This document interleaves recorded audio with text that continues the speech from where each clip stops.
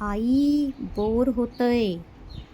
उन्हाळ्याच्या सुट्टीत प्रत्येक घराघरामध्ये ऐकू येणारी हीच हाक. म्हणूनच आम्ही घेऊन आलोय खास तुमच्यासाठी मजेदार, रंजक आणि शिकवण देणाऱ्या छान छान गोष्टी. फक्त ऐका आणि मजा घ्या. गोष्टींच्या दुनियेत हरवून जा. मुलांसाठी मनोरंजन आणि ज्ञान. सुट्टी होईल अजूनच खास.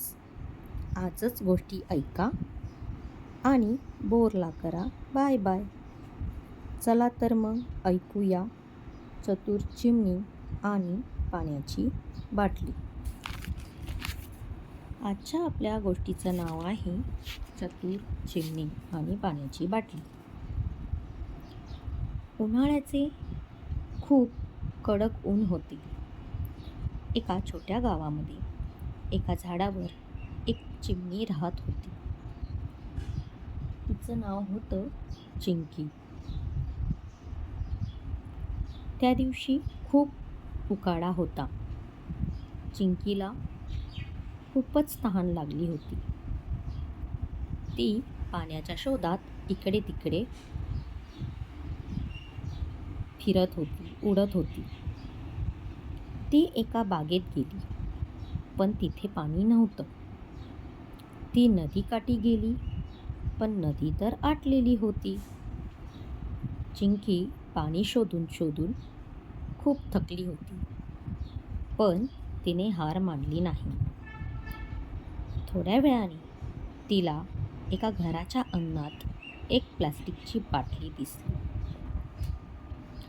त्या बाटलीत थोडंसं पाणी होतं, पण पाणी खूप खाली होतं. चिंकीने प्रयत्न केला, पण तिची चोच पाण्यापर्यंत पोहोचत नव्हती. आता काय करायचं बरं? चिंकी थोडा वेळ विचार करू लागली आणि अचानक तिला एक कल्पना सुचली. तिने आजूबाजूला पाहिलं आणि छोटे छोटे दगड गोळा करायला सुरुवात केली. ती एक एक दगड उचलून बाटलीत टाकू लागली. टप टप टप.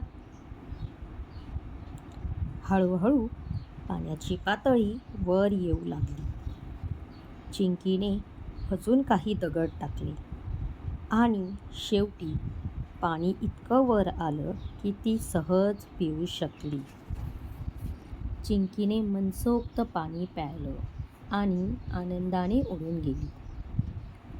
गोष्टीची शिकवण आहे, अडचण आली तरी हार मानू नका.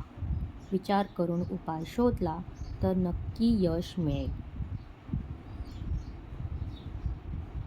अशाच छान छान गोष्टी ऐकण्यासाठी चॅनलला नक्की सबस्क्राईब करा. धन्यवाद.